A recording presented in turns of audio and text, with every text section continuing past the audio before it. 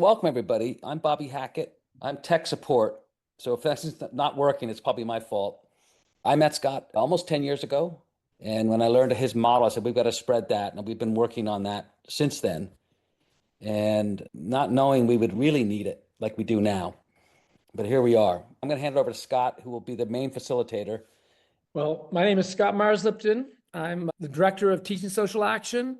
I taught at San Jose State, which if you've read my book, some of you have, on Change, A Student Guide to Social Action.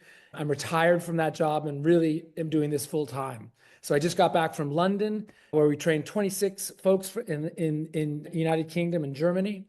And I'm going to Portland State in Oregon in 2 weeks to train another 17. So that's what I do is I train faculty. So the faculty that are on the call, I think most all of them have gone through the Institute. And I would just like to say to the students, you're really the star of the show tonight. We as faculty are really wanting to hear from you about what you got out of this experience. But just to say, all the faculty that went through the Institute, all of the faculty that taught your classes are dedicated to you and your learning in a really empowered and passionate way, because this is a new model in many ways for them. And some of them this is the first time, second time they've ever taught this class. So we're super excited to hear from you, the students. So we're going to hear from the students first, because that was your experience that you had. And then we'll hear from the faculty and to hear about their experience. And then the faculty, there's quite a few faculty who are about to teach it. And so they might have some questions of the students or the faculty. And so they'll have a chance to ask questions, and the students and the faculty can ask questions of each other to end this. So that's how we're going to spend our 90 minutes together. So we're going to start with the students. We've given you some prompts to think about, but here's the exact question we're going to ask you to respond to right now. We want you to describe what was your experience in the campaign and your social action class, and what were your key takeaways from this experience. We're super excited to hear from you. So we're going to let Grace go first. Yeah, I'm here. Awesome. Hello, my name is Grace Lee, and our group is called Student Housing Revolution. So, based on interviews and our personal experiences with housing challenges within the UN community, we have identified like 3 key demands to raise awareness and advocate for improvements. And along with these demands, we have proposed practical solutions too. Our most successful campaign activity was tabling, as it allowed us to receive many comments from students about which areas the housing office should further focus on to improve both on and off-campus housing. And for our action, we also did a photo installation. We reached out and collected various photos from UN peers and displayed them around campus to raise awareness about the housing environment and to send a message to the housing office. And the biggest lesson we learned as a group was that housing is a serious issue across campus, and many students were eager to participate in interviews and raise their voices as stakeholders. So this collective energy gave us a power to achieve progress through targeted meetings and gave us confidence in our actions. And we realized that even problems that seem impossible to solve can be addressed when people come together and speak up. Their voices will eventually be heard, and therefore we would like to thank our professor for guiding us through the social action, and we hope that both on and off-campus housing conditions will continue to improve in the future. So we're going to go to Yeah, go ahead, Christy. Okay, let me see here. I think this will be helpful for everyone because the rest of my crew is not able to be here. So it kind of gives everybody a little bit of a caption. So my name is Christy Stevens, and I go to West Virginia University. My teacher is Maria Perez, Dr. Maria Perez. And our campaign was food, future organizing of dinners. Our demand was that we had wanted our dining hall to donate all of their food to local charities. This had already been in place in 2017, and it just kind of fell off the map. So we rallied together, and this right here was one of our tabling days. We were out there for about 3 hours, and while we were there, we not only got to hand out our message and little QR codes, but we were also able to have over 40 people sign up to join our cause. During which time we made some connections with people that were at the local Rainbow House. And at the end, what I found very valuable about this was realizing that I was graduating this semester and that we weren't going to be able to finish. one of our members, the gentleman there, his name is Andrew, he's part of student council. So he was able to connect with other people to carry on our cause so that we can continue this next year, or that they will be able to continue next year to hopefully make this happen. So that way, when we are in our dining halls are reducing waste and we're able to repurpose that food in a meaningful way. What I really thought was amazing was that we were trying to get our demands. We had gotten our target, who was Tyler Visecchio, and we didn't get any response. And I thought, gosh, we have such a great cause. This was already in place. We'd really like to see this happen. And then to see the rest of my team who are staying there to power through, even though this is no longer a class, but that this is something they're truly passionate about and that they care to continue this on and see it continue. So the message is important. I'm a sustainability major, that it's meaningful, it's purposeful, and that we can reduce waste and be resourceful. Thank you. Thank you. Elizabeth Gust.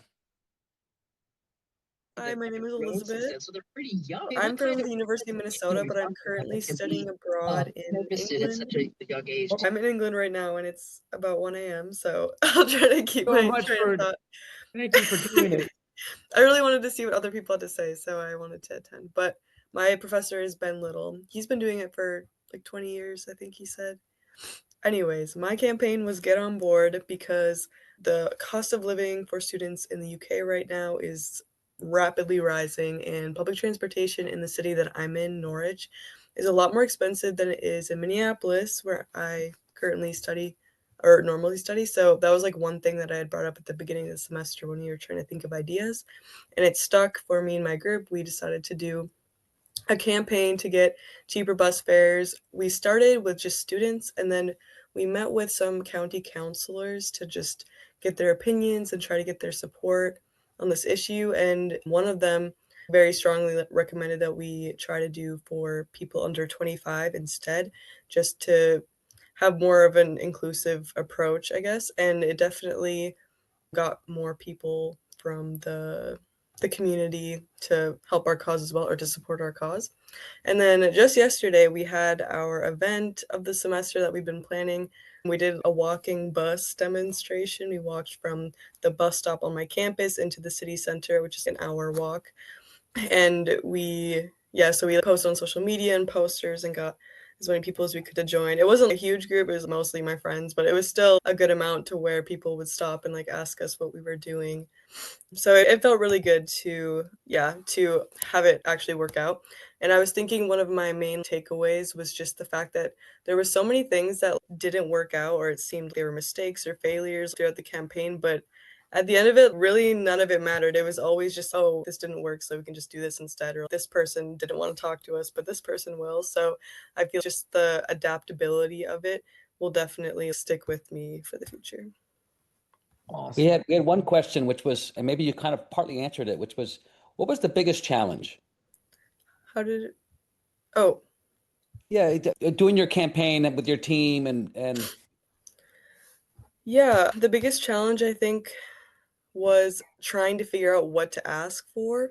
And it honestly still is an ongoing challenge, just because everyone we talk to kind of has a different opinion, from like county councilors to the bus company representatives to journalists to other students to bus drivers themselves. Everyone has a different opinion. And especially to answer the person who asked about a culture different from mine, it's just the fact that I don't know what the norm is in anywhere except this city, and London is the only other place. And it is cheaper there. So that was one thing that we brought up. And yeah, so I think just trying to figure out what is acceptable or what's doable, which is a really subjective thing in any place to do, but even more so here. And thankfully my other group mates are from here, so that made it a little bit easier. And Awesome. also, Thank- that's it. thank you. Thank you. All right. My name is Luca Barber. I'm a grad student at Appalachian State University. I was in Dr. Tatiana Ruseva's class as part of this assignment, and the campaign that myself and another student did for the semester was an effort called Clean Waterways of the High Country. And a little background info, you may recall seeing on the news back last September about Hurricane Helene coming through Western North Carolina. So when the semester started, there was still very much dealing with the impact of that. And sorry, I got a cat that's bugging me. Yeah, so a lot of the local streams and waterways in our area were just full of storm debris and all this stuff in there. And so we really wanted to form our campaign around getting people involved in some of the local cleanup efforts. And so that's how things started. We started recruiting student volunteers for the campaign. But as things continue, we really realized that we needed a policy piece as part of this that we could advocate for. So we started meeting with different people around town, local conservation groups, folks at the university, and we settled on a policy change centered around the university offering students course credits for volunteering. And so as part of that effort, we started, recruiting students to our campaign. We actually even submitted an application to create a club along with it. We started a survey for students at the university to fill out to express their interest in receiving course credits for volunteering. We did research that we had presented to faculty with the university. And we also just, kind of continued to engage students with interest related to this. And toward the end of the semester, we had really laid the groundwork for this sort of effort to maybe continue into the future. But as far as like having, 3 or 4 months to really, kickstart something and try to drive change at an institutional level, I mean, obviously you can only do so much within a given time frame, but we were pretty happy with the end result and the work that we were able to do and to finish with, just last week. Awesome. Thank you for that. So appreciate it. Faith.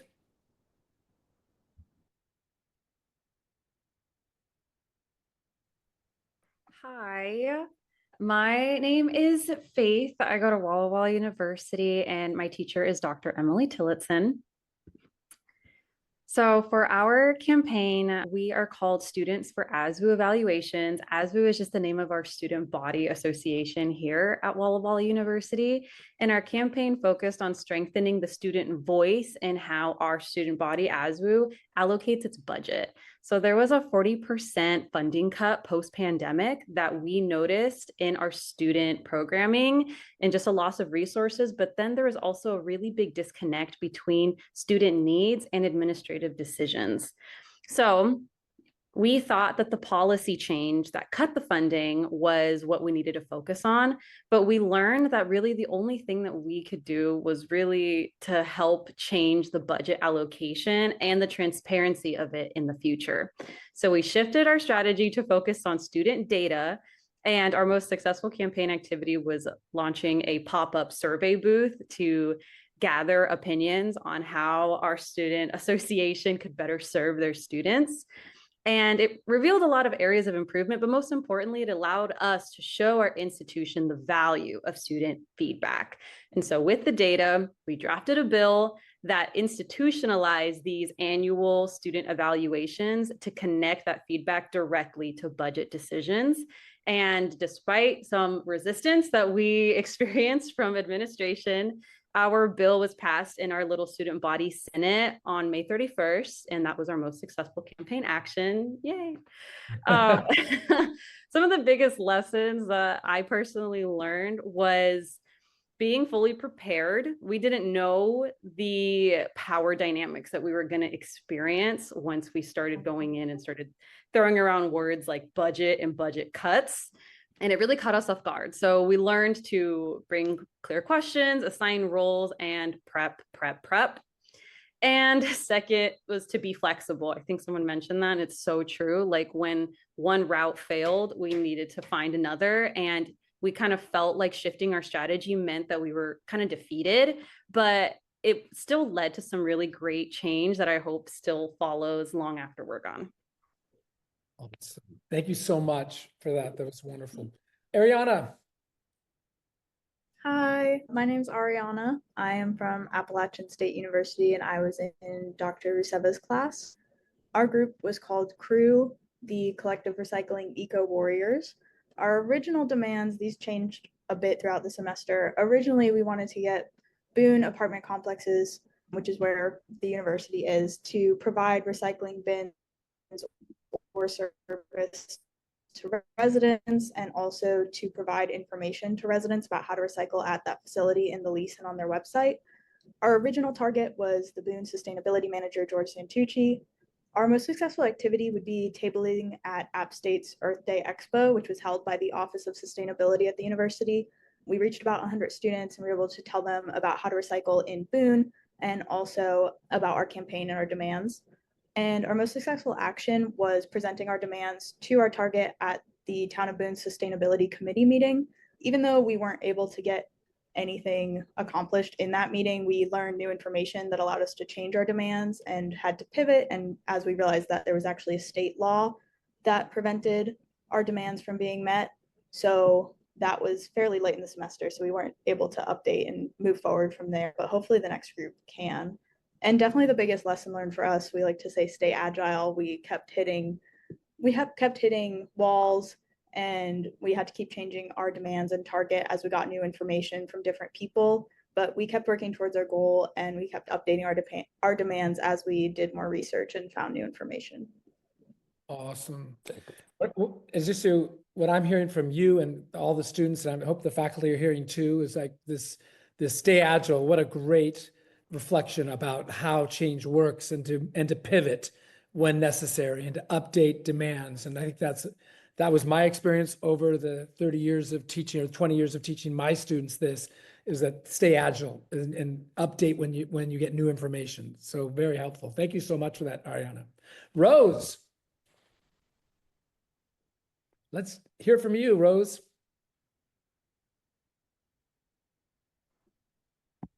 Can you hear, Rose? For some reason, Bobby, do you see is Maybe Rose frozen. might be I think frozen. she's frozen. Okay, So she maybe come back on. Maybe go to Emily O'Brien. let's go to Emily O'Brien and then we'll go back to Rose. Emily. Hello, my name is Emily O'Brien, and I'm currently a student at Augustana College in Rock Island, Illinois. I'm part of a group called SSWGSS, which stands for Student Support Women, Gender, and Sexuality Studies. We're a group of 6 WGSS students who are campaigning for some further support for our WGSS program, which is currently lacking in both faculty and funding as well. So far, our most successful action, just this past week, we've organized and participated in a march through our campus, really to gain some visibility within our campus community and some support. And that ended up being really successful. So far, we've had a lot of success also bringing our petition to sorority meetings on campus. We found that a lot of them are really enthusiastic and supportive of our cause. So that's been really rewarding as well. And I think one of the biggest lessons that I've learned so far is that everything has proven to be on a slightly longer timeline than originally planned. So, like, especially with getting some of those physical copies of our petitions back from sororities, I've learned to just allow a little bit of extra time to complete each task, especially with working in a group. And then I guess just my biggest takeaway is I now feel more deeply connected to my own institution. We've been able to see kind of how funding and how administration works because our targets are our own advancement office as well as our provost. So I'm a little bit more confident in knowing kind of how our own institution works, which has been a lot of fun and kind of cool to see some of the inner workings. So yeah, overall, I'd say it's been a really rewarding experience. Awesome. Thank you so much, Emily. That was really helpful. Millie. Do we want Rose to go ahead of me, or should I go? Is Rose there? I am. I'm sorry about that. I'm appearing to have Wi-Fi issues. No, I'm You wanna go ahead? Go, Sure. Rose, then we'll come back to Emily. Sure, yeah. I'm Rose Benson. I'm another one of Dr. Russova's students at Appalachian State University in Boone. I'm here representing the Boone is Busing campaign. Our goal was to increase access of the public transportation network in Boone, and increase the safety of students who often have to walk home on the side of the highway because App State is very car-focused, in a very car-focused area, and there is a drunk driving problem, as everyone at Boone can tell you. Our goals specifically, our demands specifically, were to reintroduce a Night Owl Orange route, which would serve East Boone, which is currently cut off from the public transportation network at 10 o'clock. We also had additional demands of adding a couple of stops on different routes and increasing the frequency of one of the routes, although those were dropped in favor of succeeding in the first demand. Our primary activities, which were very successful, were conducting a survey which reached about 100 students and showed significant interest in our project, as well as classroom visits and tabling on Sanford Mall. And the primary action that we took was bringing our demands to the Student Government Association of Appalachian State University. After they signed on to this, there was also just 2 or 3 days ago a vote by the Apple Cart Board, the Public Transportation Committee, that not only reintroduced Night Owl Orange for next semester, but increased the scope of it, adding some of the alternatives to the route as it stands today that we had pushed for to increase the number of students who would be able to use it.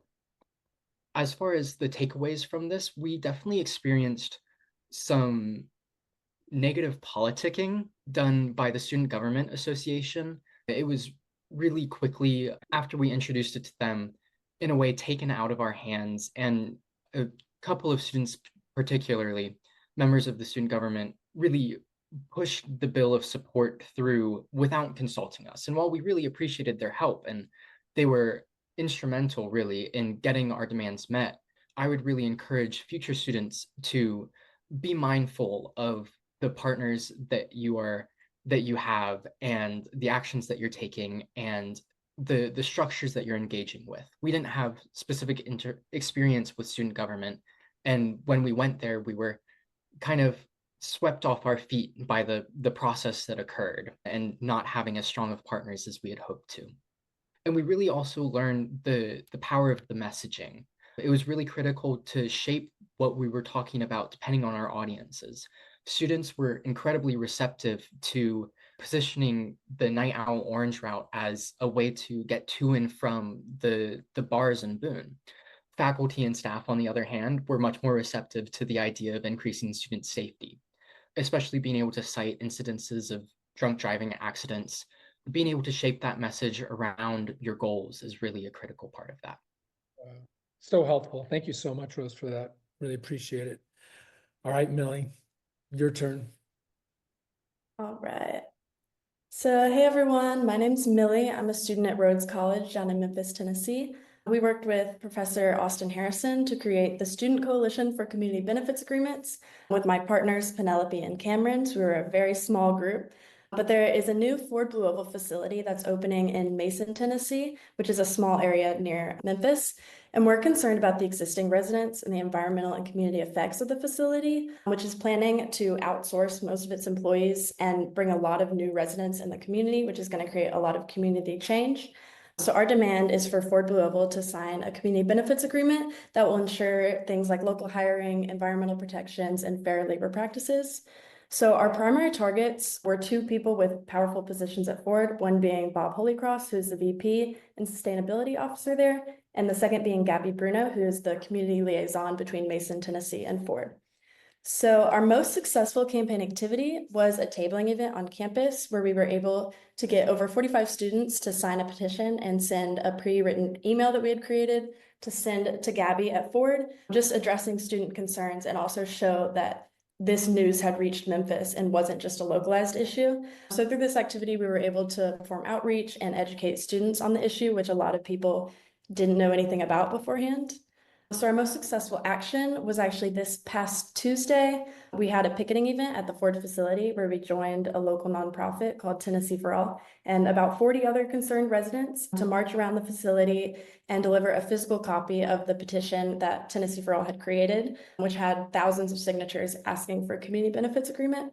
So this event got a lot of media attention and the attention of Ford. We're not quite sure yet what's coming from it since it was so recent, but I considered it pretty successful. So through this process, we really learned the value of zeroing in on one issue that we can have a tangible impact on, rather than trying to overextend ourselves on multiple issues at once. We had a lot of interests and a lot of different concerns surrounding the Ford Blue Oval facility, but we decided that this was something we wanted to zoom in on. But I wish we had started zooming in on it earlier and not spent so much time considering our options. But yeah, that's us. Thank you. Awesome. That's very impressive. Good, great work. All right, Max. Hi, everybody. I'm Max Edelman, a student in Millie's class at Rhodes College in Memphis, Tennessee. We worked with Professor Austin Harrison as well to form our group, which is called RUSH, Rhodes United for Student Housing. Our demand was the reallocation of $1.5 million within the city of Memphis, Tennessee's budget, and those funds would be reallocated to the Affordable Housing Fund, which supports specifically student housing off campus.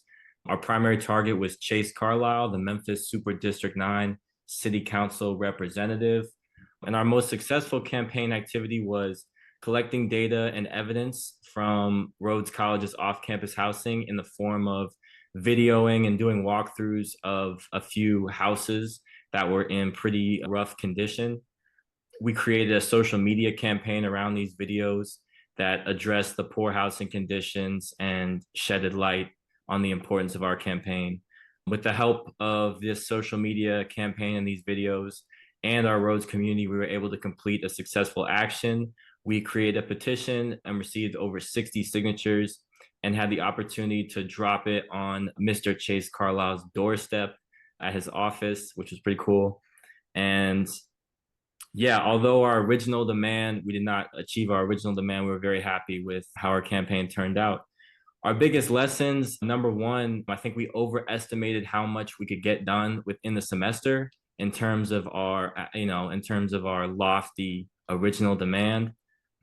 And then second, I think our biggest takeaway is that passionate people is what drives these campaigns. So that, the people that were involved and the students that were directly affected by rough conditions in their houses and, landlords that wouldn't help and the lack of support from the school as well. Hearing those accounts firsthand was very powerful and connecting with those people. So those were our biggest takeaways. Wow, such great takeaways. Unbelievable, the insight. So super happy about that. Emma, can you turn yourself on? Visually, so there you are, Emma. Hi. Okay. My name is Emma Wyckoff. I'm from Rhodes College in Memphis. My professor is also Austin Harrison, and I'm one of 5 members who are hopefully all here of the organizing committee for FUSE, which is Fostering Unity for Student Empowerment. We're operating out of Rhodes College, and our focus as an organization has been on immigrant rights and safety. In the wake of the federal government's terror campaign, we've seen incidents like international students being kidnapped off the streets by unidentified ICE agents for exercising freedom of speech, or at University of Memphis. In Memphis, there were around a dozen international students who had their visas temporarily, or we thought it was permanent, they reinstated them, but still really bad, revoked for parking tickets, which they'd already paid for. So we chose to conduct a campaign based on the unity and safety and promoting those values for the students on campus. While pressuring administration to publicly uphold immigrant students' legal rights, we've been conducting 2 simultaneous recruitment campaigns, one focused on coalition building with student orgs and one focused on individual involvement. We've also been distributing Know Your Rights material, conducting one-on-ones with targeted students to identify exactly what it is that our administration is failing to do and how we can ensure students feel as safe as they can.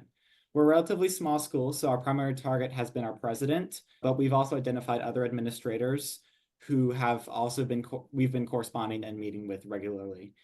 We hosted a Know Your Rights workshop and immigration teach-in, which filled the entire room, and a rapid response training conducted by Vecindarios 901, which is a local Memphis org that runs a hotline dedicated towards responding, identifying, recording, and disrupting ICE agents who are spotted in Memphis. So we had community members and students come together, and they were trained in how, kind of role play scenarios, how exactly to respond if there's an ICE agent confronting someone. And our hope is to eventually expand that to an on-campus response hotline as well in the coming semester. We intend to continue our operation into the fall and beyond for as long as the federal government continues its cruel hatred campaign against our fellow students. The big lessons we've learned on the way have been the value of relationships and community organizing, specifically in regard to how you make sure people's voices feel heard, both within organizing and in your campaign's larger population. We also learned that apathy and fear are 2 very different things, and it's important to identify pressure points and understand the emotional underpinnings of these issues when you're conducting a campaign around such a sensitive topic. Awesome. That was really a great presentation. Thank you, Emma. Patrick, you're next. Hi, Could I actually go last? We're seeing if one of our group members can come in to speak. Absolutely. We'll come back to you. Cody, Thank you. can you turn on your TV, your visual? That would be great. You're on, Cody. All right. Yeah, Cody. Yeah, I'm Cody. I go to school at Pacific Lutheran University in Washington. My professor is Professor Artem, and we are the Roofing Rights Movement. We want to raise awareness of how housing prices have affected PLU students in Washington as a community. The policy of our group wants to change the lowering rent and around the area to make it more affordable, especially for newly graduates. In 3 years, the average price went up more than 100,000. So we believe that the housing crisis has gone on for too long and caused too much irreparable damage. The things that our group did, we made a Google form for people to respond to. We made flyers and posters. And then our most successful event was the tabling event, which like 15, 20 people signed up for. We all sent in requests to our local senators with our signatures asking them to vote in our favor. We did make some positive stuff in our campaign. We did end up getting a few people to sign and join our mission. Our group made a post on Instagram that had about 450 views on it. So our message was getting around either way. But we were a little disappointed with the little results that we got. We thought we were going to get more. And the biggest challenge we faced was just getting our name out there, getting people like face to face for people who were interested. So Thank you so much. Appreciate that, Cody. Logan. I'm from Concord University, and my professor is Katie Pridgeon, and I'm representing the Concord safety team. I believe I'm the only one from my group that's here. Originally, we wanted to look at reinstalling and installing new blue light telephones on our campus, since the ones on our campus are very obsolete and were bagged. However, we learned through our main stakeholders, the director of public safety and the chief student affairs officer and the dean of students, that they were being removed. So we decided to transition our topic into improving lighting on campus, reinstalling lighting, and fixing lights that are on campus that have been going out. So through that and through our stakeholders, we managed to get into direct contact with the head of maintenance and fully work to fix the lighting problem on campus and excuse me, and work and see what the problem that is currently being had is, since Concord is currently in a contract with a third party, which is going to be ending this summer. And I would say our biggest accomplishment is that the head of maintenance worked with us so that way we can get a map of campus and give suggestions to where each set of new lighting should be, and giving examples of what kind of lighting we can use, such as wall lighting and LED lampposts, since they are relatively cheaper and more efficient. And I would say the biggest lessons that we've learned is that we should have more preliminary support, such as getting our research out and getting more support out through like building power. And I would say understanding that our voice does carry a lot of weight, since I mean, I know me, I transferred here. Originally, I was kind of just a non-person in a group of non-people in a larger school. So coming to like a smaller school, my voice really does matter. And Logan, I have to tell you that the tagline, light our paths to a brighter future, is very smart. It's very good. Yeah, nice job. Nice job, Logan. Thank you for that. Angel, can you put your visual up? There you go. You're on. My name is Angel, and our campaign was Access Together. It was accessibility on campus. Our campus isn't really that accessible. We live in the outskirts of West Virginia, where it's all mountains, and our campus is hills and stairs.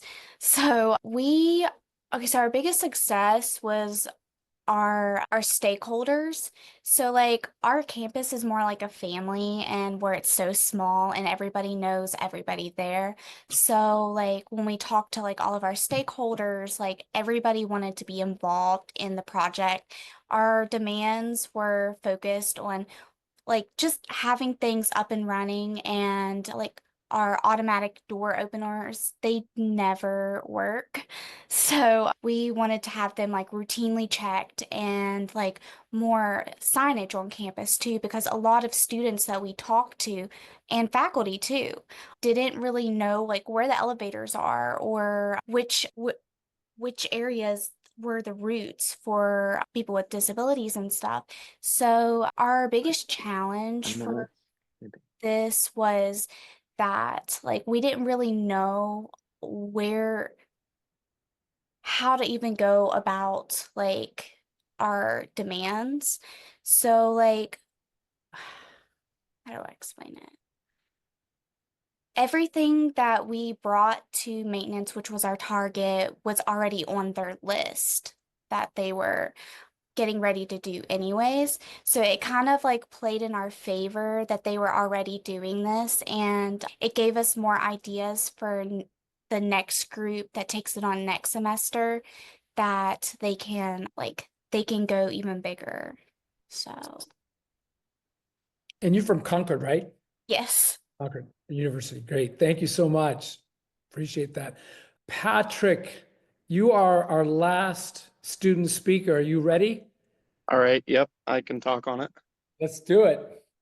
All right, so I am from the University of Akron, studying under Heather Pollock. We're one of 3 groups that she taught this semester. We are the Title IX SWAG group, with SWAG standing for Supporting Women's Athletic Goals. Our primary objective was to see what we could do about having Title IX be enforced in private schools, because by law, private schools don't have to follow Title IX regulations because they don't receive federal funding anyway. And that's the only tie that keeps public schools under that. So we looked into it, and we reached out to a university close to us, a private Catholic university, Walsh University, and Jenna, one of our other group members, took the time to like travel to Walsh University and did like a Title IX presentation for them, which led to her going with a bunch of students from that presentation body to go create a student organization to maintain Title IX regulations at Walsh and to further support and educate others on Title IX regulations. Awesome. Thanks so much. Mhm. We're going to have the faculty, and we'll have Lisa go first on the faculty, but I just want to say, is there 1 or 2 faculty that may wanted to say what they thought about what the students just presented? Any feedback, or not just like experience? I'll say personally, like how happy I am to hear from the language they were using, targets, demands, allies, and then the lessons they learned about pivoting and necessary to do the research. It's my hope, but maybe there's a couple other professors who want to just jump in and to say what you heard the students and maybe add to that. Is there a professor who would want to do that, or 2? And then we'll go on to the professors. Raise your hand.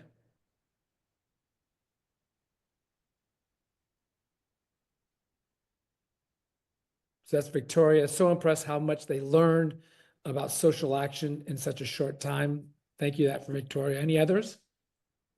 And you could post it or say it. Pivoting was key from Dr. Heather Pollock. Travis from Fresno State. Yeah, I think it's pretty normal for students to feel some level of discouragement as they sort of learn this and try this. I hope folks don't stay in that space for too long, because it's really exciting to see how much can happen in a short period of time with some organization. So I don't know. It's just exciting to see people mobilize and get things done. Awesome. Thank you for that. From Sonia Taylor from Portland State. This is really inspiring. I'm excited to learn. I do have to go. Sorry. Thanks for sharing. Anyone else? Maybe one other. Yeah, Vernon. Vernon Love. Thanks. Yep. I like to say that I'm quite impressed with, as you said, the terms that was used, especially the word demand. I'm struggling, and I've been teaching this for a long time, and I still struggle a little bit. And I was just sharing in my class the other day that, and using the demand is such a strong word that I'm struggling with it, but I encourage them to think about it and to use that term. So I'm pretty impressed and pleasantly surprised that all the student groups that presented so far use that word. So kudos to all of them. I agree, Vernon. And just for the students who, if they've read the book Change, in that book, demands is central to that. And I knew by putting that one word, it was the hardest word to put in the book because I knew it was going to be so controversial, but it's necessary, I think, to say. So, I'm glad that you are using it. And can you cut Maya off, Bobby, so that doesn't keep coming? Thanks. Yep. I was impressed by their passion, honesty, and willingness to pivot and agile, amazing. From, I can't see who that from EJ, and then excellent work from Wanjin, quite inspiring, and such useful tools that be beneficial. And then Tatiana, it's a different model of learning that brings home the lessons that power matters. And that's something that I heard too, both the empowerment that the students felt, but, to wield power. And as one of the students said, drop it at the doorstep of the decision maker, and how empowering that is. Do you want to add, Laura, to that? You're muted, Laura. So I'm thinking on a different tack, but I was interested in how, there were 3 different student groups that presented tonight that all talked about housing. This is such an excellent snapshot of what affects students now, right? Especially if you look at the website, what are the things are they most concerned about? Which I think, so all we need to do is get someone to study what you're doing, and then we'll solve all the problems. No, I'm kidding. But it is interesting. And I know this isn't a full sample because not all of the student groups presented tonight, but housing. Yeah. And Heather just posted busing too, that basic thing of transportation and the need for, safe, efficient, affordable transportation, right? And if you go on the website, teachingsocialaction.org, for everybody's sake, there's 60 campaigns, and we got maybe, 12 or 15. Not everyone can be on, but you get a sense of what their interests are. So let's hear from the faculty, and really the question that we want to hear from you all, and so if you could raise your hands if you taught it, really is, what was the experience like for you to teach a social action course? And what were the lessons learned from your perspective of, we heard from the students what they got out of it, we want to hear from you. And I'm sure there's several folks on right now who will be teaching it for the first time, like so many of you teaching this, and some have taught it for a longer period, but many for the first time. So please, put your hand up like Laura has done. If you've taught it this semester, we'd love to hear from you. So Laura, go first. Okay, I'll just talk again. So it may seem like it will never come together, and you may feel like every time you go to class, you're scrambling to prepare, and you're just, everything's so frustrating. And at the end, they will learn things. It's amazing. At the end, they put together these fantastic presentations talking about all the lessons learned, everything they did. And they were also able to give feedback on how to structure a little bit more art into the course in the future, because mine is under a social practice art course. So I guess if you haven't taught it yet, don't be scared. Even if sociology and social action are not your primary discipline, it was terrifying, but it was rewarding. That's all I can tell you. That's wonderful. and so true, right? So I really appreciate that. Jason, you're next. Jason Surian, I don't think can you put on your camera? I know you're driving maybe. Can you hear me, Jason? I can hear you. Yes, I'm still driving in my car. It's finals week for us, so I've been in the office all day. And one of my student groups wanted to share, so I do want to share for them. But my students travel, from Rollins. They live all over the United States. So my people tonight were traveling home. But we had a student group who was advocating for a victim advocate on campus. And I have to admit, I was very excited to teach this, but I wasn't sure how it was all going to go. And I think I learned so much from these 3 students. I allowed for a group of 3 to do this, and they put together such an amazing plan, and they moved through, and they created their flyers, they set up petitions, they talked with sororities and fraternities, they reported to our Get Involved office and actually did presentations for student groups all over campus. And they had this following that just grew. And they actually went to our student government, who passed legislation so that if we were unsuccessful this semester, that it would be top on the agenda in the fall at Rollins to bring a victim advocate into our Title IX office.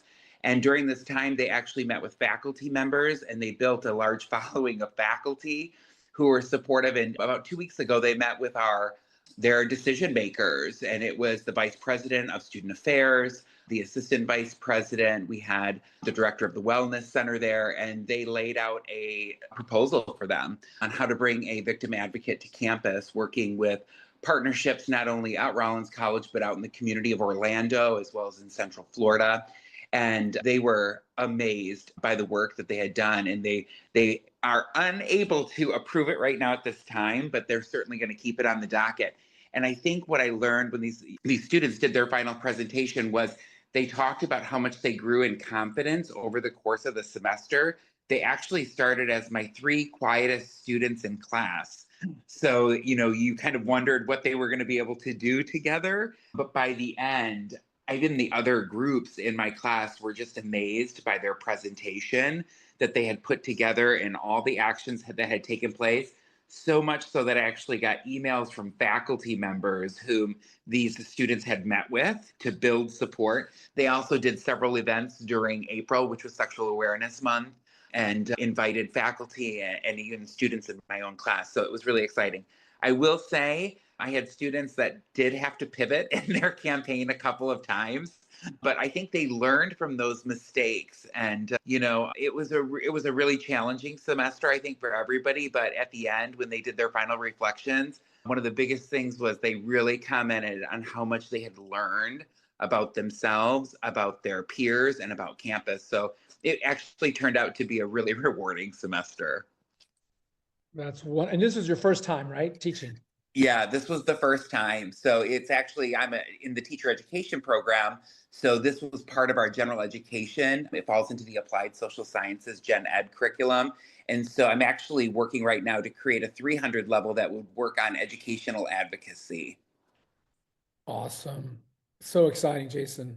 And we went down, just so everyone knows, down to Rollins College to do an institute that Jason hosted. So that was a wonderful experience. So thank you for all your work, Jason.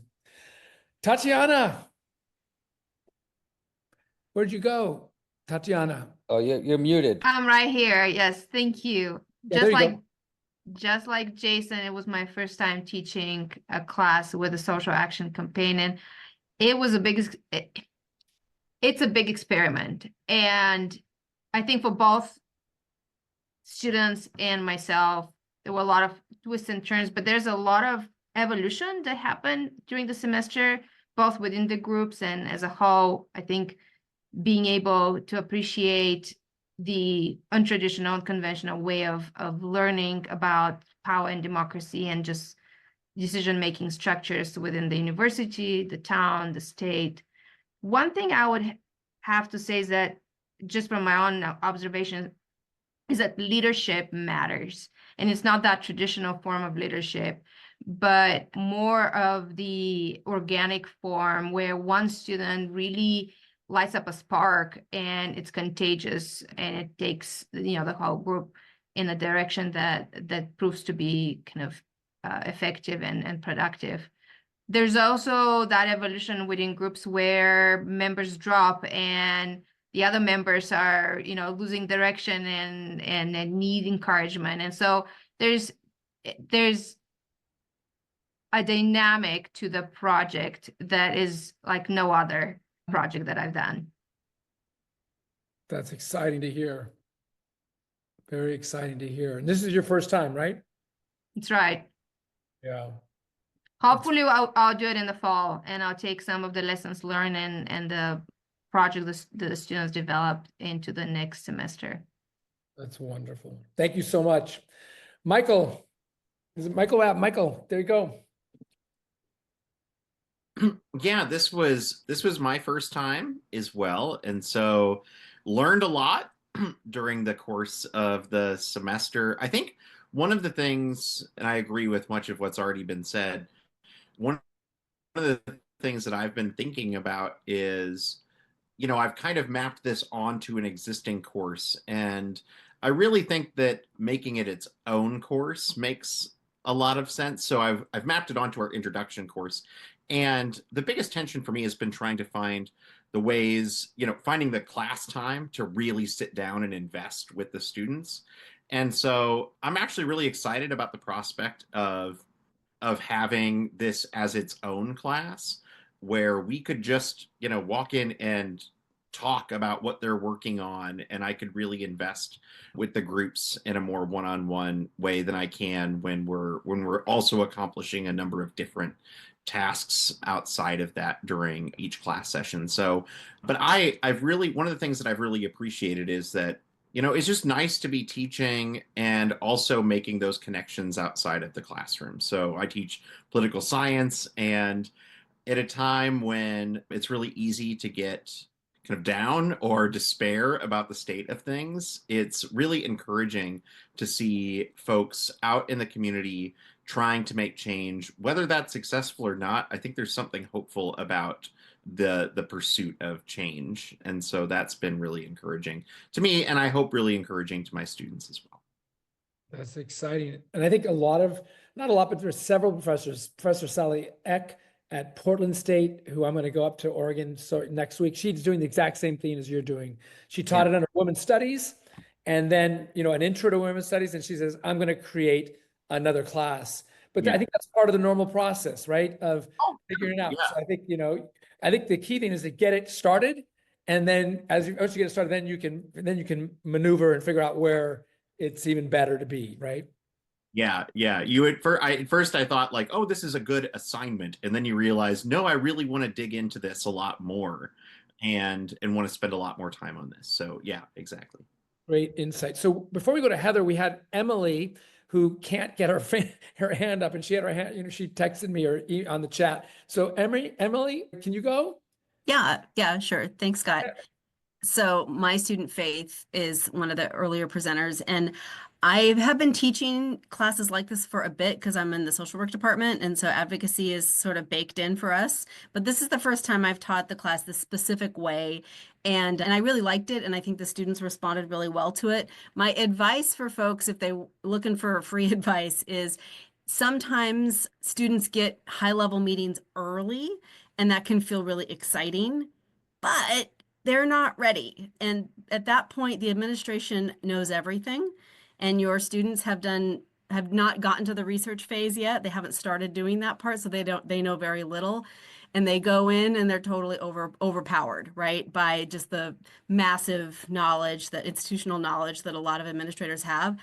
And so they feel it turns out to be like, it's not a fun experience, or just they think, okay, this is never going to work. And if you wait a little longer, if you say, oh, thanks for the offer, we will circle back around to you. We will definitely want to meet with you in 4 weeks or in 3 weeks. I think you give yourself and your students a little time to build their knowledge. So when they go in there, it's not so disparate, right? It's not just such a David and Goliath situation, because my students certainly knew so much more by the end than they had known at the beginning, and were therefore more effective, more powerful, more confident, all of those things.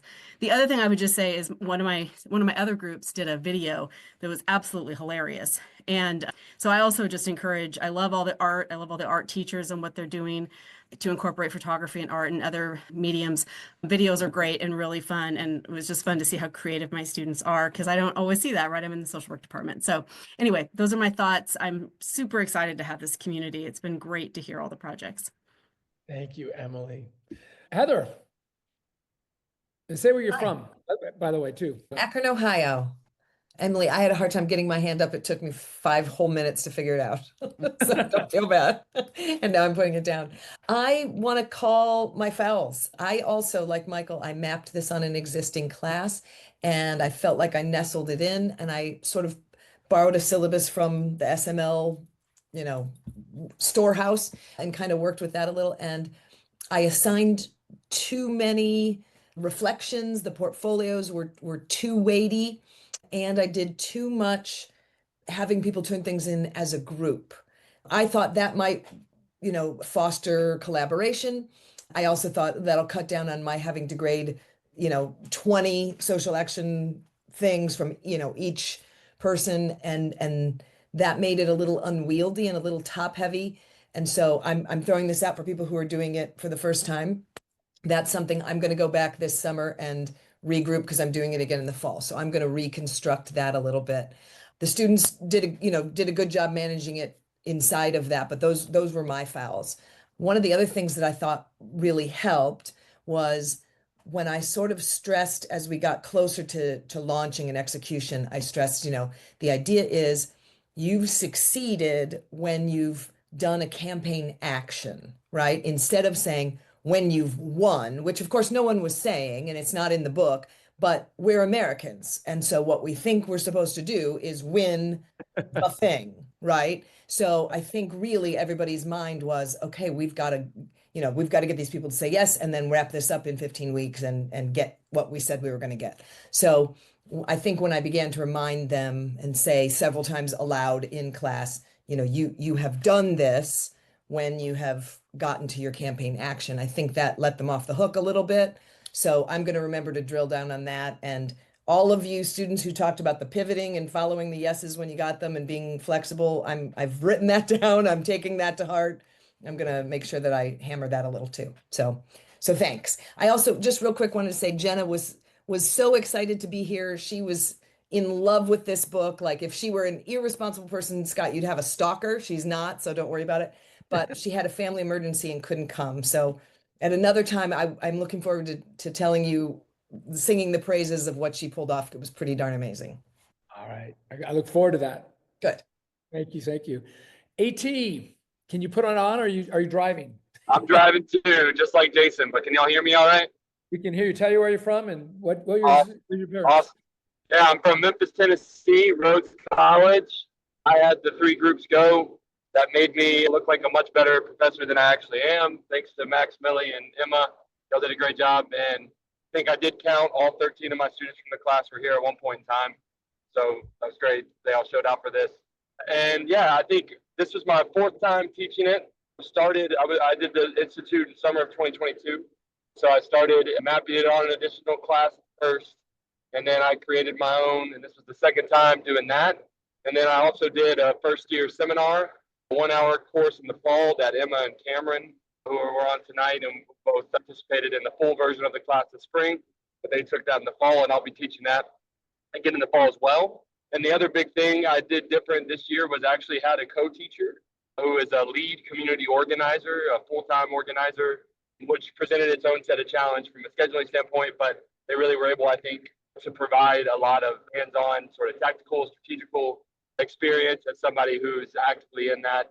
And then, yeah, I think the flexibility piece, that was a theme of the night on the student side. That's definitely true for faculty. But I think the biggest takeaway, and I think you guys probably heard it when you were listening to a lot of the campaigns, was, the courage of the students to tackle a lot of these issues and take them directly to elected officials, hot button issues like immigration and corporate welfare and housing, really not being afraid of the moment and really being willing to step up and into these campaigns. And so the students continue to impress me and surprise me with this. So that was one of the big takeaways for me.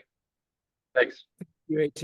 And AT, just so everyone knows, we went down to Memphis and we did an institute there for about 16, 17 faculty, which was awesome.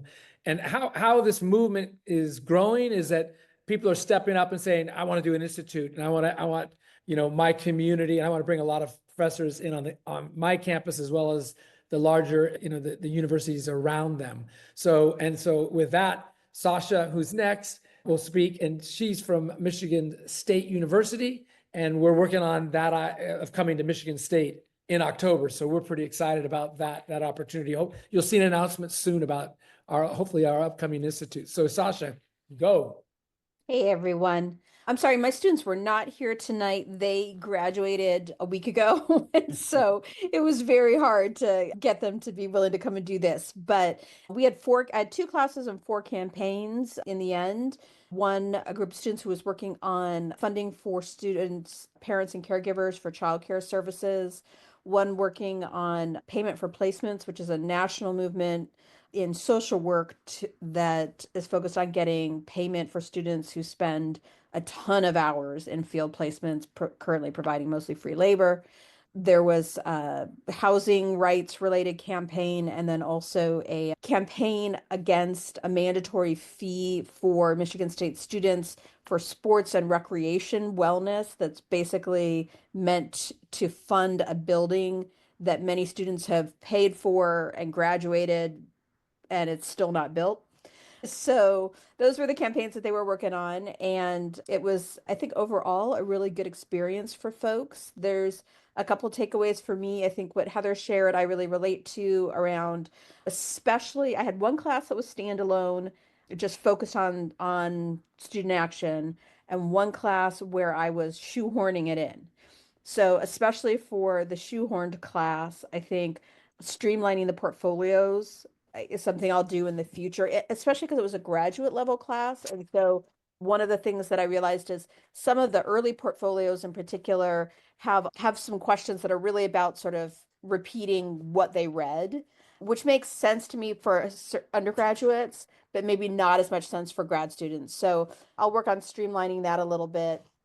And then I think I'll replace some of the portfolios with things that are implied in some of the portfolio questions, but I think I'm going to be a bit more explicit around concrete deliverables. So like part of what they'll get points for is like turning in their flyers, turning in their sign-in sheets. I might even give them clear targets about like, I want to see a sign-in sheet with X number of people signed up, or a clear explanation for why you guys didn't get that kind of support. Because I did have one group in particular, but to a certain extent all the groups, where I think they had this like kind of come to Jesus moment like halfway through the semester, where it was like, oh, she's serious, she expects us to actually do this, right? And so it was right around spring break, and for one group in particular, they were just too far behind. They never quite caught up. And it was especially around the building power pieces. So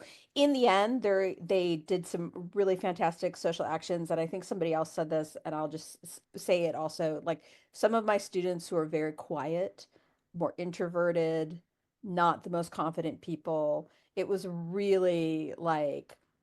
really exciting to see them find their voice and talk about how this has helped them kind of build their confidence to speak to injustice.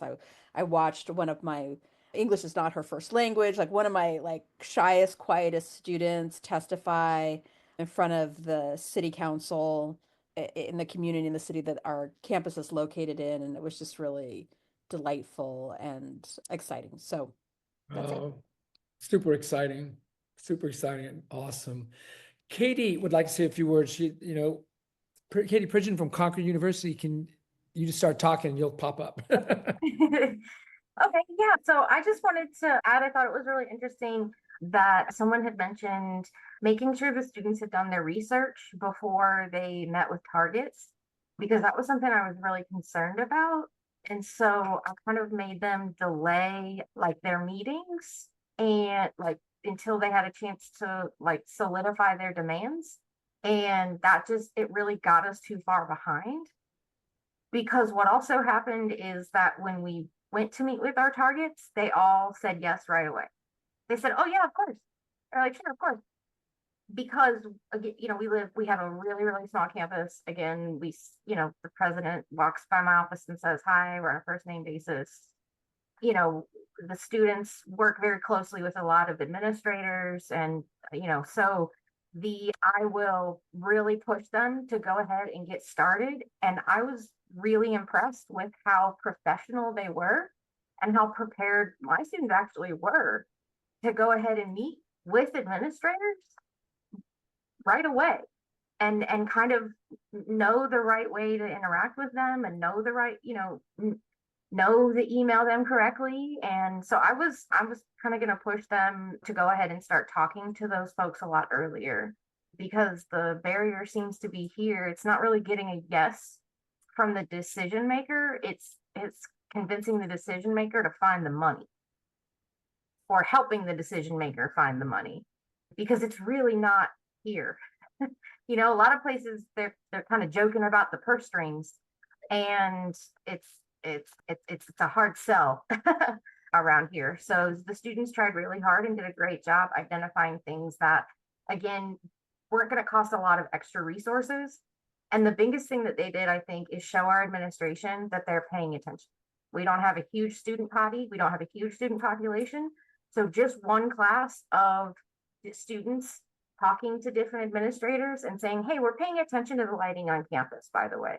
Hey, we're paying attention to this thing that's going on. Hey, and I think that was extremely powerful. And I don't know that my students now recognize just how much they've done for future students in the way that they're just letting the administration know that they're being held to task.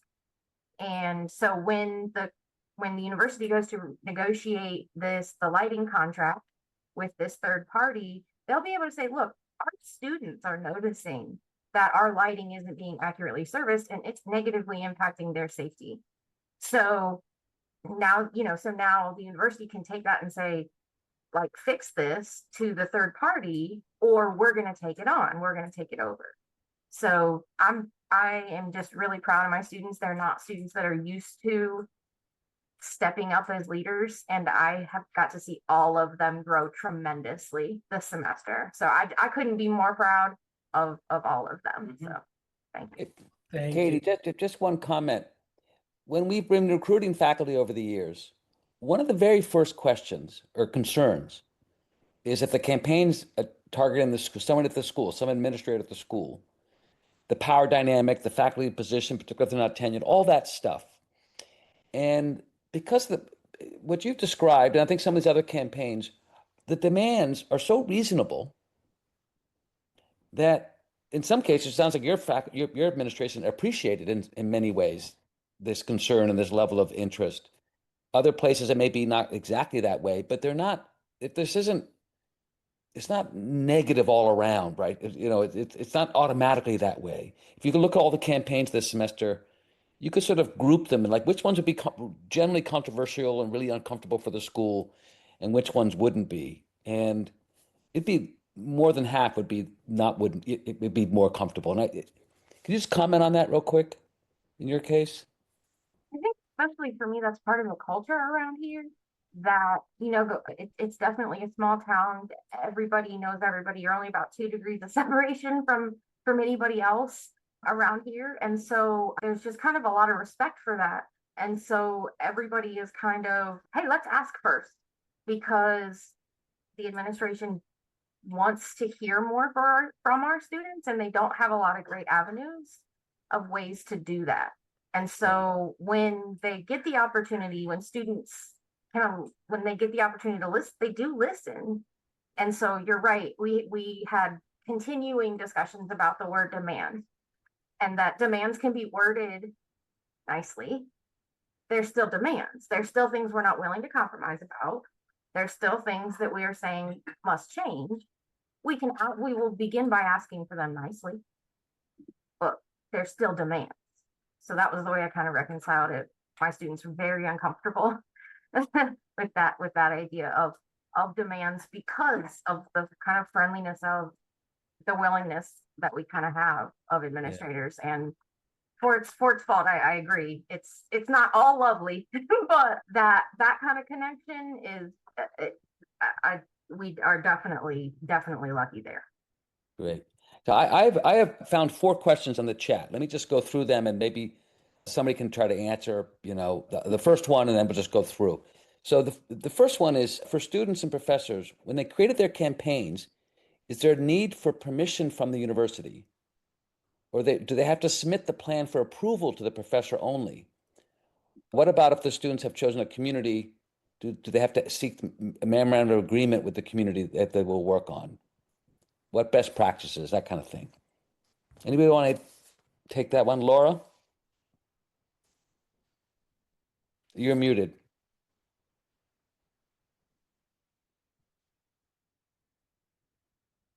Okay, sorry about that. I did not have my students work with community groups, but I do think having a contract with folks you're working with outside of the school is a really good idea. Honestly, what I did was I met with the dean.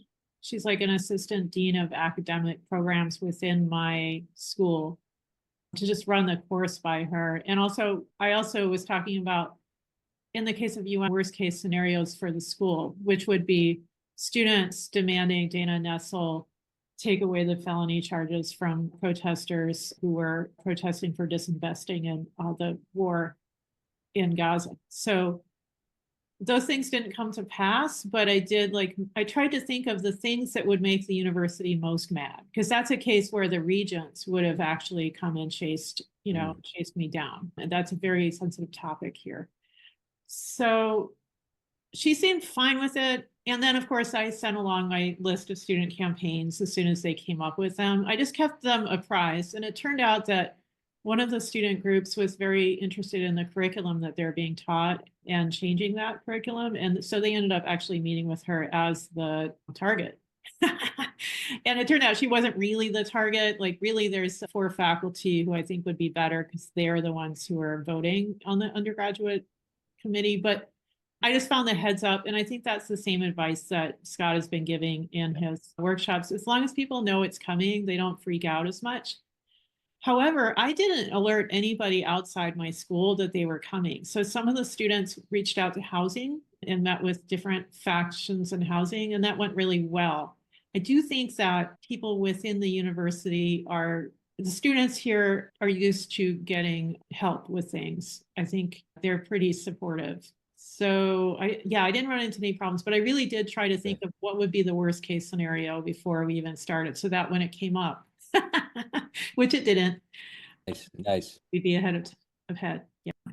So the next question I have here is, I'm interested in how many people or organizations, faculty were able to get to propose ideas to students. How many people you were able to bring in, especially those who taught for the first time? This is from Katie. Anyone raise their hand on that one? I can jump in on that quickly, because I Please. responded in the chat as well.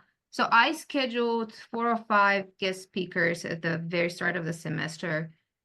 And while it took some time off of the actual course content and discussion, I think it was appreciated by the students, and it provided some context and ideas for what they could do. It also relates to somewhat to the previous question about vetting the class and the campaigns with community members in the university, because I had the director of the sustainability office come and speak to the class, as well as the sustainability director for the town where the university is located. And it ended up so that one of the campaigns was actually targeting the sustainability council and the director of the town. So there was that initial awareness of what the students were likely to be engaged in, and no surprise elements. I didn't hear back from them with any negative notes or reactions. So I think 4 or 5 probably is the max. I wouldn't do more than that. Got it. So we have a question from Alaya Hassan. I'm curious on whether from the faculty, or maybe other students as well, what was the most effective tactics or tools in getting decision makers to listen and actually act? Does anybody have a story they can tell from a campaign that they worked on? Particularly from the students. Most effective tactics or tools in getting decision makers. Anyone from the students? This is not the time to be shy. Faith, I look like you're about to say something.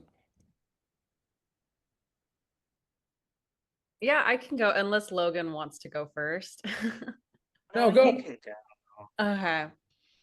Something I learned a little bit too late, because it was like at the other side of the book when we started wanting to get like into it like right away, was how valuable a target analysis was. I thought it was weird the first time I read it in the book. Like, oh, sorry, my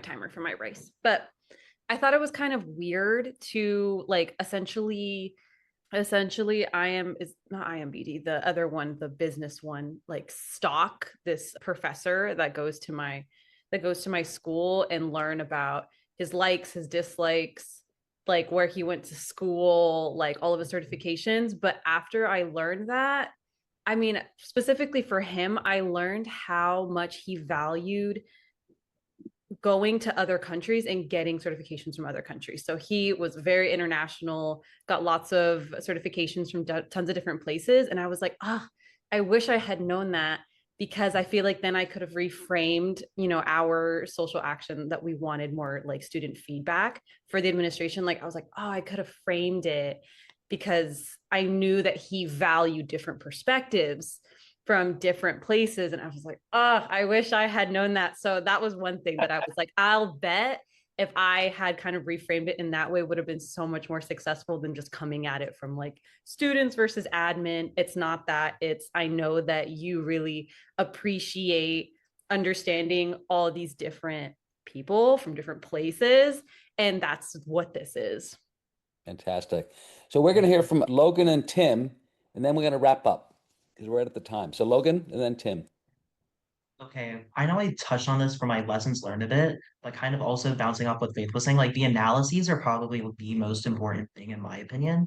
Obviously, like from my university is very different than like a lot of others since it's a bit smaller. However, I feel like focusing a lot on the analyses and starting to like get your early support down really helps narrowing down like what you should do for like who you should target, who like what you should talk about and what specific commands you should have specifically because it's like for lighting learning that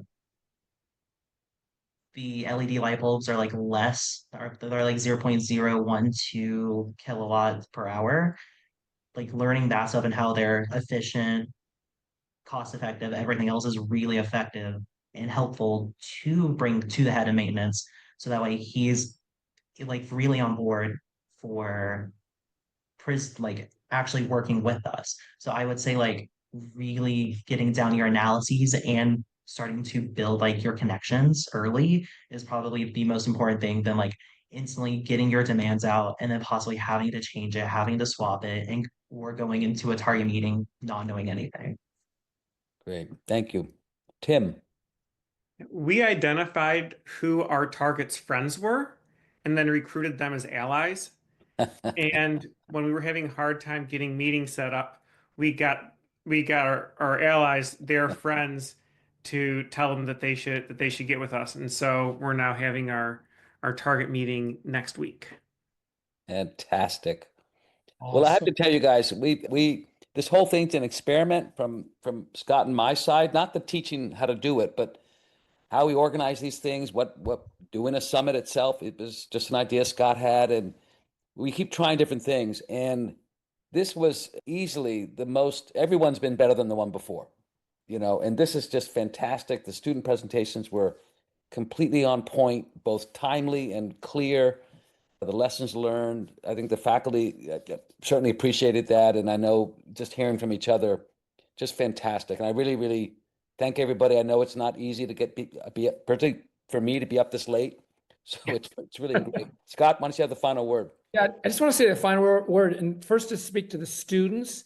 Students, I'm totally blown away. Like, right, you're really doing the work that I had envisioned in my social action classes, and you're continuing that. So I'm really proud of all of your work. And I'm just going to put my email there and say, if you want to stay involved in some fashion with our movement, we would love that. And so there are ways, there's a ton of things that we're trying to do in outreach and, not that it could be an official internship, but, like during the summer, if you're interested, there are things to do to help our movement. So just to put that out there, and in grad school, if you're thinking about grad school and getting a doctorate, that this is something that you would do. We did at Detroit, we did a institute just for grad students, focused on them to give them the opportunity. So, that's possible for you if you're interested. And to the faculty, particularly the ones who just taught it for the first time, so proud of you all. So you're doing amazing. And you're learning the first steps and you're already making the adjustments, right?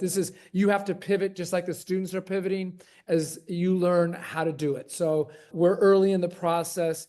this is just so you know, we had 11 faculty last fall semester teaching. We had 32 teaching this semester.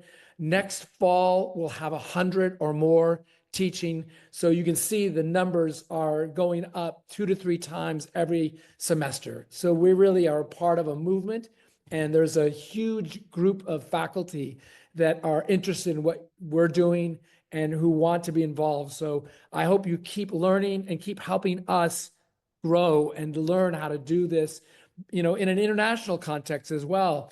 And so, I think in this time where students and faculty and the community feels like change might not be possible, our movement is an antidote to that.